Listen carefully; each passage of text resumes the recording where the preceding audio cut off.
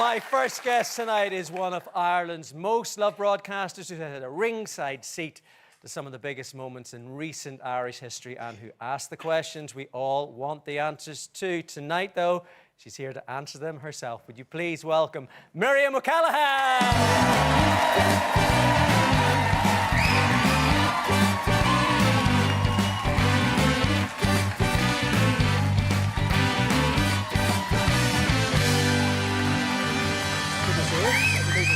There you go. Yes, Miriam, welcome to the show. We have done this a few times. It's usually me sitting there, you asking the questions. How does it feel to be in the other chair tonight? It actually feels terrifying, Patrick. I know, because I normally ask the questions, so now I'm quite terrified. Look, it's absolutely fine. We had another Miriam on the show a couple of weeks ago. As long as you're on your best behaviour. My mother is in the green room. She's 97. I won't be saying any bad words. OK, this is good. This is good news. Now, we are chatting tonight about your new book. We could well, for the week that's in it, be chatting about you as the new President of Ireland, Miriam. I mean, when you see the whole cycle go through, were you ever tempted? Never, Patrick. And actually, it was lovely because the last presidential debate, we did it on prime time. And I did it with Sarah McInerney, my great colleague. And I loved doing that, but I was so happy I was asking the questions there. And I wasn't, you know, being questioned. No, not for me. But we've got a great new president. Isn't that great? And in that primetime debate, Catherine Connolly said it was great that there were 4 women in the studio, herself and Heather and yourself and Sarah. I mean, was that a moment for you as well? I think we both. And when it was over, myself and Sarah actually had a hug and someone captured it just privately on one of our phones on prime time. I think it was a moment, Patrick. I mean, look, I'm a mother of 4 girls and 4 boys, and I love my boys as much as my girls, but I do think the world has come a long way, and to have 4 women doing that debate, I thought, yeah, go girls.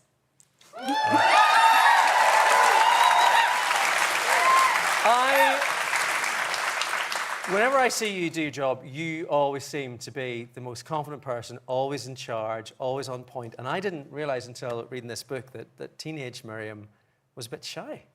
Yeah, I know. My dad was from Kerry. Beautiful Kerry. And he came from a small farm in Currow. And we used to go, when we were teenagers, to the local disco down there, when we go on holiday to the Glen Eagle, actually. And all my sisters would go in and dance all night. And when I arrived there, Patrick, I used to go into the toilet, lock it, stay in a cubicle, read a book, and stay there for most of the night. And I was also very, very thin when I was young. And I think possibly for anyone who's ever had any kind of an eating disorder, I look very thin. And I think it's just sometimes a lot of young women and girls maybe go through things when they're young, and it's probably a lack of confidence. And but I grew out of it. I remember going to London. I went to university when I was 16. My mother, in the green room's way of childminding, she was a teacher, was to throw us all into national school when we were 3.5. So I ended up kind of going to university really young. But I remember going to London then with a friend of mine, Geraldine Connolly, and she came back looking great and I came back looking very ill. But my parents were great. They were very sound. He's a civil servant. She's a teacher. They didn't panic. And they just sent me to the GP and I got out of it and I never looked back. You know, you're talking there about your mum and They're such a nice audience. No, look, I mean, they are. And they love you, and so they should. I mean, this book is called Life, Work and Everything, but the one theme that kind of runs through it for me is family. Family is at the heart of it. And, you know, I know you were, you know, you're talking about your mum and dad there. I want to talk about your sister, Anne. Yeah. Because I know that you write beautifully about this in the book, and you say she was the crown jewel. She was the crown jewel. And yeah, and I know, Patrick, you lost your mother this year, Mary, so I'm conscious of that. And you lost your father when you were only 16. But basically, there were 5 of us in the family, and I was second, and I'm really close to all my siblings. But Anne and I were born a year apart, and there we are there. And that's my daughter Clara and her daughter Lizzie, and we were This is one of your favourite pics, isn't it? Yeah, and to be fair to my ex-husband, he took that, Tom McGurk, and I kept giving out to him for taking it, saying, we look wrecked, stop taking pictures of us. And I'm so grateful he took that picture, because it's my favourite photograph. Anyway, to cut a long story short, I always say, Patrick, it's my BC and my AD. One day she was sitting on the step of my house around the time we were holding our babies, and she said she didn't feel well. You know the way we'd all say, maybe a hangover, or probably normally we'd been out the night before. But anyway, 5 months later, she died of stomach cancer, and she was only 33. And I remember not being able to comprehend how this could happen in the world. And I remember the day before she died, I was in St. Vincent's Hospital down the road, the most amazing hospital. They were brilliant, the nurses and the doctors to her. And I was in the lift with my mum and dad. And my dad was a man of few words. He was a Kerry man. And he never really showed his emotions. And he started to cry. And he just said, Miriam, we're losing the jewel in our crown. We're losing the jewel in our crown. And I was so angry, Patrick, because I thought, you know, these were country people who'd done their best for their children. They sent us to free schools, but believed in education. They never really went out, maybe the civil service dining club twice a year. And I was so angry that the world had come along and kicked them in the face and robbed them of the jewel in their crown. And robbed you all. Yeah. I was distraught. It's the only thing in life I'm angry about. And I'm still angry about it. And I realise so many other people, not just in this audience probably watching, have lost people. But she was only 33. She had 2 little girls, a 2- and a 4-year-old, a devoted husband. And I just couldn't believe. I realised in that moment, life is just unfair. It's really unfair. And then, yeah.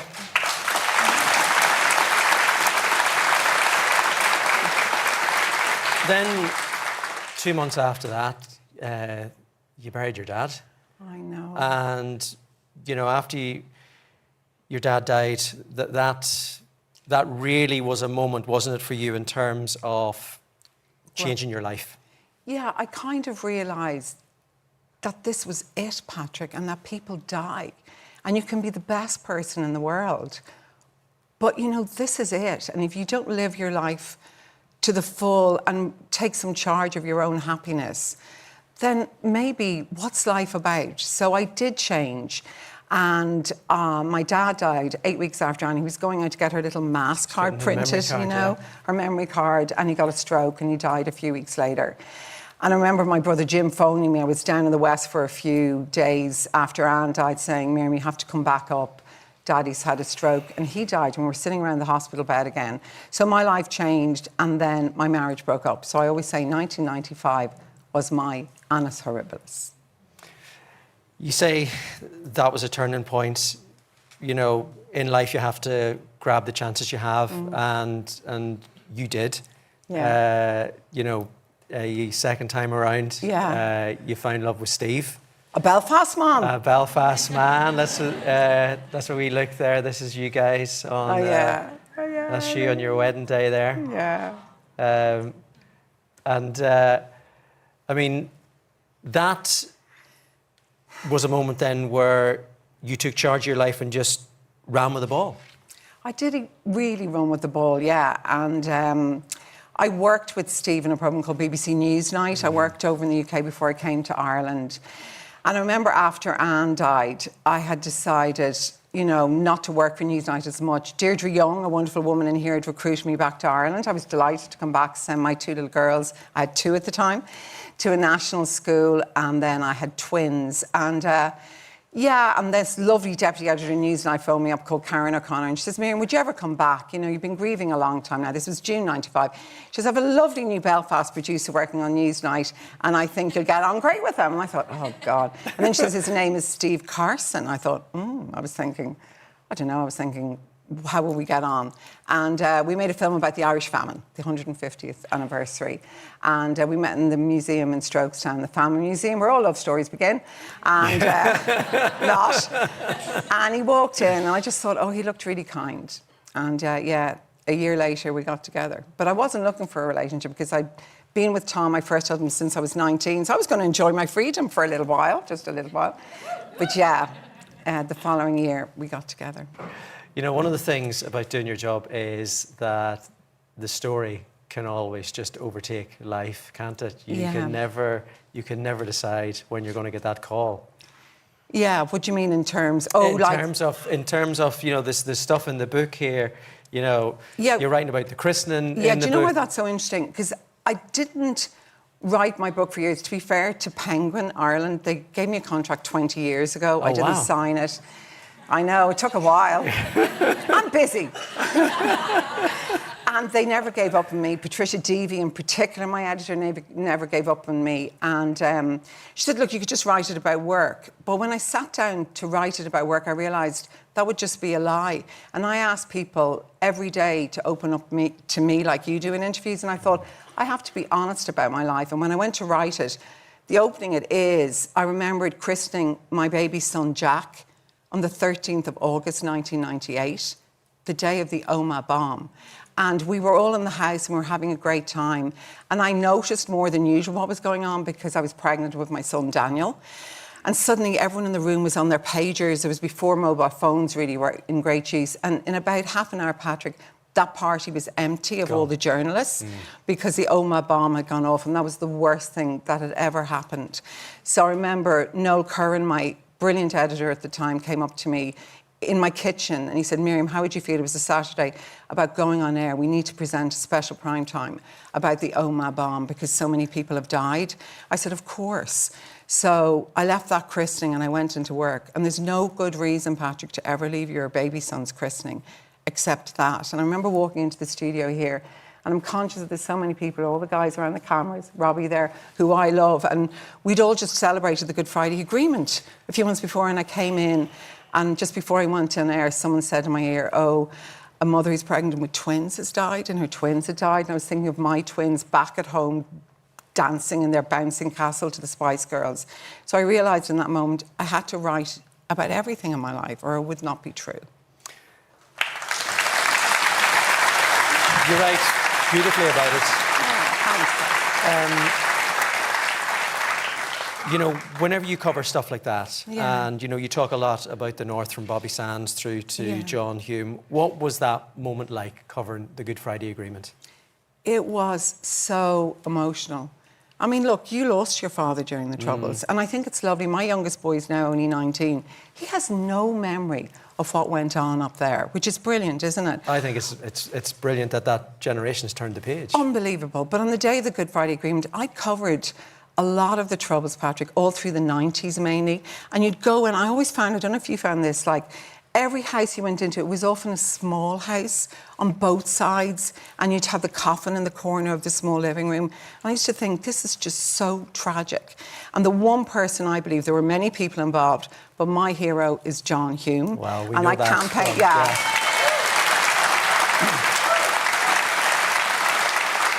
We know that from when you championed him. Yeah. Well, I love him. And, you know, there's a beautiful serendipitous thing. A couple of years ago, I'm always distracted when I come home from primetime. I'll always have one glass of red wine, 2 slices of toast and cheese. And then my youngest boy was there about 5 years ago and he was in the kitchen and he had 5 friends with him and they were in school and he said, Mum, this boy says, you know, his grandparents. And I was kind of, random, whatever. And I said, oh, what's your grandparents' name? And he said, John and Pat Hume. And I turned around and I said, you are John and Pat Hume's, just randomly. He ended up in school in Dublin. Brilliant. He's John Hume Jr.'s son. And I looked at him and I said, you're beautiful like your grandfather. You know your father brought peace to Ireland. So, Ollie Hume, hi.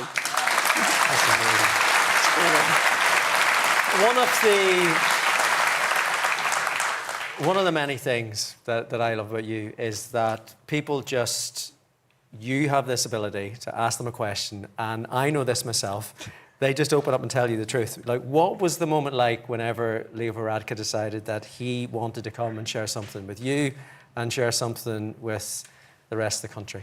It was great because I act like I'm nice. I'm incredibly competitive. I know, you love the story. So it was like a real exclusive for me to get it. But I thank the nuns in the Siena Monastery in Drogheda because I'd been up there doing my radio show for Christmas Day in 2014. And I was driving back down, and when I left, the nun said, Miriam, would you like us to pray for you? And I said, yes, please. I always love people to pray for me and my family. And when we were driving down, Alan Torney, my radio producer, was in the car with me, and he took a call, and he said, Miriam, that was Nick Miller, Leo Varadkar's guy, kind of. He wants to do a personal interview. I was thinking, he was the Minister for the Health at the time, and I thought, I'm not doing a soft soap interview with the Minister for Health. And then Alan said, you know, there's a rumour, Miriam, that Leo Varadkar is gay.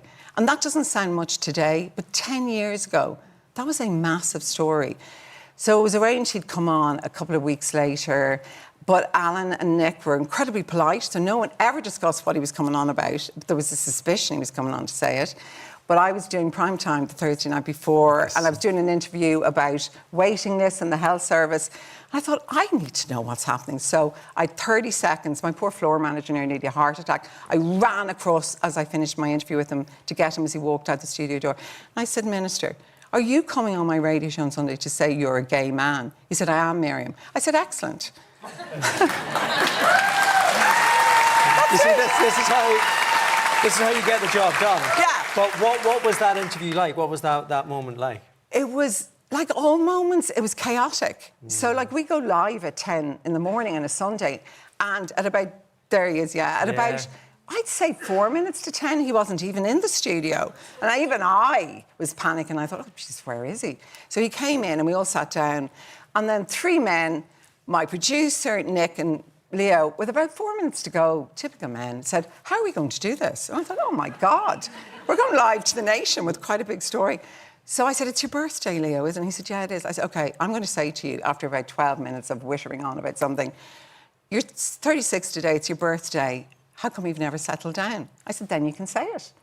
Sure enough, we got 12 minutes in, and I said, Minister Leo Varadkar, it's your birthday today. You're 36. Why have you never settled down?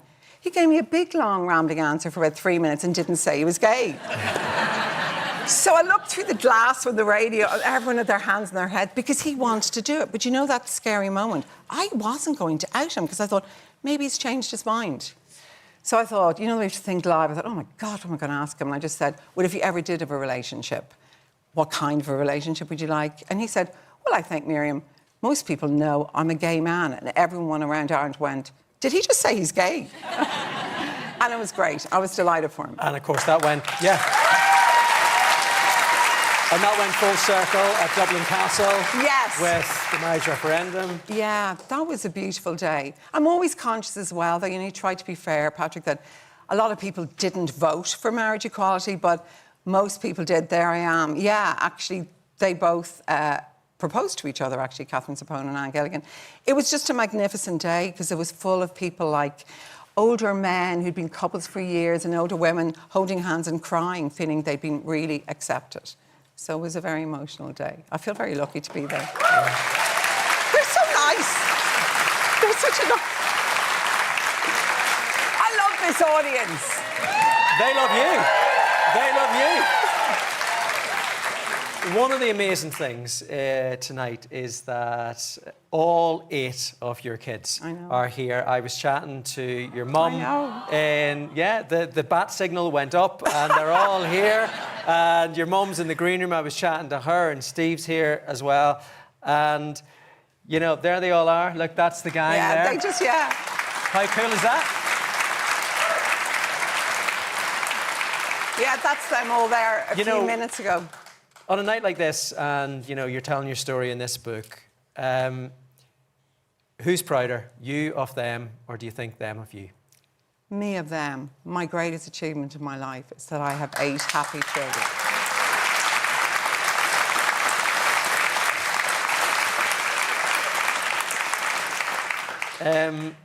You know, most people, whenever they write a book like this, they write it at the end of their career. Is this a way of us telling you that you're maybe going to move on to another chapter, Miriam? Have you got something up your sleeve? Yeah, no. Okay, this is good news. Okay, this is good news. So, they always laugh at me here because I always say how much I love where I work, how much I love all my colleagues, everyone around me. It's not the best, most sensible negotiating tactic, but I love it. I love the people I work with. I feel really privileged to have a ringside seat and to work on the best television show in Ireland, primetime. Sorry.